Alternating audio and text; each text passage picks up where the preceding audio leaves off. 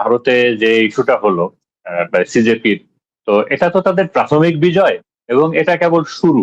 এটা এর phase 1 phase 2 এগুলো আছে।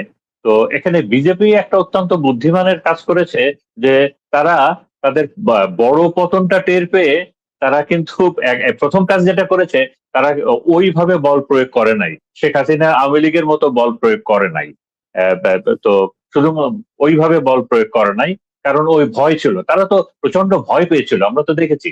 কারণ তারা তো দেখেছে এবং আন্দোলনটা যেহেতু পুরা এই ভারতেই ছড়িয়ে পড়ছিল, তো একটা বুদ্ধিমানের কাজ করেছে যে মেনে নিয়েছে এবং শিক্ষামন্ত্রীর পদত্যাগ করতে বাধ্য হয়েছে। তো একটা মানে ইনিশিয়াল নতি স্বীকার করে মোটামুটি এই আন্দোলনটাকে আপনার এই যাত্রাটা হয়তো মোদী রক্ষা পেয়েছে। এটা হলো 1 নম্বর কথা। 2 নম্বর কথাটা হলো যে এই যে ইয়াং জেনারেশন, তারা এটা তাদের জন্য একটা বিশাল মোরাল বুস্টিং ছিল যে এর পরের যে কোনো ইস্যুতে, যে কোনো একটা লিগাল ইস্যুতে এর পরের আন্দোলন গুলা কিন্তু আরো বড় আকারে হবে। এটা হলো পয়েন্ট নাম্বার 1। পয়েন্ট নাম্বার 2 হলো এইটা দেখেন, এইবারে যারাই এই আন্দোলন করেছিল এবং সেখানে তো ভারতের এখানে কিন্তু একটা বিষয় স্যারও হতে একমত হবেন যে দেখেন, আমাদের দেশের সুশীল সমাজ এবং আমাদের দেশের সাংস্কৃতিক জগৎ, আমাদের দেশের এরা তো সব ভারতের দালাল বেশিরভাগ, বাট সরকারি দালাল, ভারতের দালাল। বাট বিদেশে ইন্ডিয়াতে দেখেন, সেখানে কিন্তু প্রচুর সাংস্কৃতিক কর্মীরা এসে এই ছাত্রদের পাশে দাঁড়িয়েছে, যে এটা একটা এবং সাধারণ মানুষ দাঁড়িয়েছে।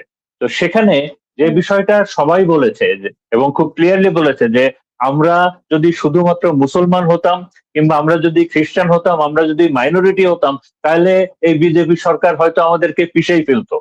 কিন্তু আহ, কিন্তু আমরা হিন্দু, এ কারণেই আমাদেরকে এই আমাদের আন্দোলনটাকে তাদেরকে টলারেট করতে হয়েছে। তার মানেটা হলো যে এই যে মুসলিম কিংবা মাইনরিটির উপরে যে নির্যাতন বিজেপি গভর্নমেন্টটা করে, এই বিষয়টাও ওখানে বিশাল ব্যাপারে আলোচিত হয়েছে। এবং আমরা সবাই জানি যে বিজেপির এখন যে গভর্নমেন্ট আছে এটা কিন্তু কোয়ালিশন গভর্নমেন্ট। তো এবং এর পরেরই দেখবেন যে এরপরে আবার অনেকগুলো ইস্যু নিয়ে আসবে, বড় বড় আসবে, এবং তখন আলটিমেটলি সরকার পতনের দিকেই যাবে, সরকার পতনের দিকেই যাবে।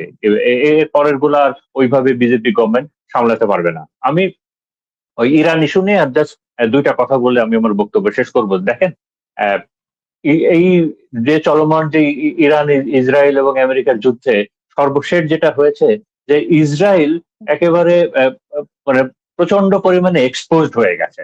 পৃথিবীর ইতিহাসে ছিল না। আগে দেখেন, রাজনীতিতে 2-3 ধরনের রাজনীতির পোলারাইজেশন ছিল, অথবা সারা পৃথিবীর মানুষ বিভক্ত ছিল। ওকে, লেফটিস্ট, রাইটিস্ট, কিংবা ওই পুঁজিবাদ, তো আপনার কমিউনিজম, এরকম। এখন এই 2026 সালে এখন সব থেকে বেশি আলোচনা কি নিয়ে হয়? ইসরায়েল পন্থী নাকি ইসরায়েল পন্থী না। এটা সারা বিশ্বের মানুষ এখন ইসরায়েল পন্থী এবং ইসরায়েল পন্থী না।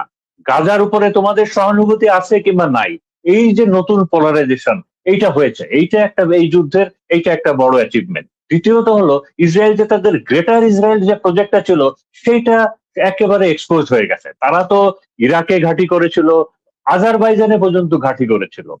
তো এই যে তাদের বিভিন্ন জায়গায় যে ঘাঁটি ছিল, তো সে সবগুলো ইসরায়েল এক্সপোজ হয়ে গেছে। এবং সারা বিশ্বের সকল দেশের কাছে ইসরায়েল এবং মোসাদ একটা ভয়ের এবং একটা অবিশ্বাসের একটা প্রতীক হয়ে গেছে, যে ইসরায়েলের সাথে আমরা সম্পর্ক রাখবো কিনা, ইহুদিদেরকে বিশ্বাস করব কিনা। তো এই যে এইভাবে তারা এক্সপোজ হয়ে গেছে, এবং এন্টার মিডিল ইস্টটা এখন খুব দুর্বল হয়ে গেছে। এখন খুব দুর্বল হয়ে গেছে, এবং নতুন করে ইরাকের জনগোষ্ঠীও ইরানকে সাপোর্ট করবে তারা বলেছে, ইরাকের সরকার এবং ইরানের জনগোষ্ঠী এবং কুর্দিরাও। তো এবং আপনি হয়তো জানেন যে সৌদি আরব অনেক রিকোয়েস্ট করেছিল পাকিস্তানকে, যে আমরা তো আক্রান্ত হচ্ছি, পাকিস্তান তোমাদের সাথে তো আমাদের ট্রিটি আছে। তো পাকিস্তান এখানে সৌদি আরবকে খুব টেকনিক্যালি বলেছে যে আমরা এই যুদ্ধটার একটা সমাপ্তির চেষ্টা করে যাচ্ছি, আমরা ইরানের সাথে যুদ্ধে জড়াতে চাচ্ছি না। সৌদি আরবকে নিয়ে আমরা ইরানের সাথে যুদ্ধ জড়াতে চাচ্ছি না, আমরা অন্য যে কোনো ভাবে যুদ্ধটার একটা সমাপ্তি চাচ্ছি।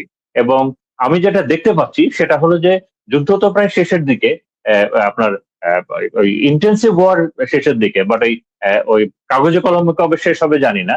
তবে ইরান আগের থেকে অনেক বেশি শক্তিশালী এবং অনেক বেশি ডমিনেটিং হয়েছে এবং থেকে যাবে। এবং আপনি এটা এটা লিখে রাখেন, এটা হবে ওই ন্যাটোর মতো করে নতুন করে আবার ইরান, টার্কি, চায়না, রাশিয়া এবং পাকিস্তান তারাও একসাথে প্যাক্ট হবে, নতুন করে প্যাক্ট হবে এবং একটা ডিফেন্স ট্রিটি প্যাক্টের ভিতরে আসবে। কারণ কি? কারণ এদের সবারই কমন এনিমি হলো ইসরায়েল এবং আমেরিকা, বিশেষ করে ইসরায়েল। তো এটাও আমি দেখতে পাচ্ছি। তো এটা বলে আমি আমার বক্তব্য শেষ করছি। ধন্যবাদ।